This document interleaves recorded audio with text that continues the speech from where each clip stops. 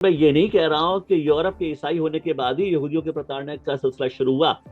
जब पूरा का पूरा यूरोप बहुसंख्यक तौर पर गैर ईसाई था, यानी कि पेगन धर्म मानता था, तब भी यहूदियों की प्रताड़ना हो रही थी, क्योंकि रोमन धर्म में भी बहुत सारे देवी देवता थे, यूनानी धर्म में भी बहुत सारे देवी देवता थे और वो सारे देवी देवता बड़े ताकतवर थे।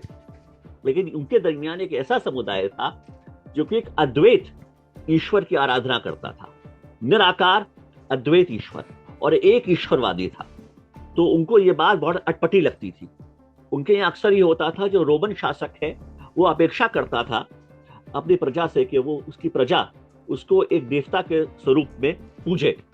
ये यूनान में भी होता था, यूनानी शासकों के दरमियान भी। लेकिन यहूदी जो थे उनको इस तरह से पूजने से इनकार कर देते थे।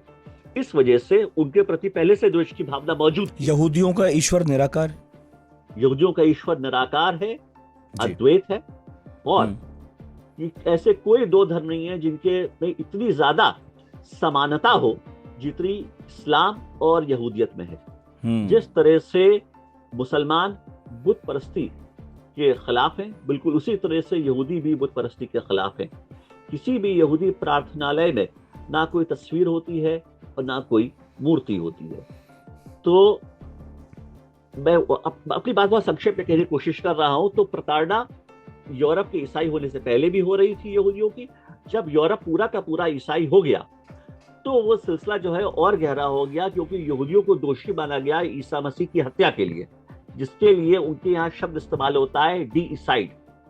और ये धारणा बहुत मजबूत होती चली गई कि जो भी ईसा मसीह को अपना स्वामी स्वीकार नहीं करेगा वो मुसीबतों का शिकार रहेगा।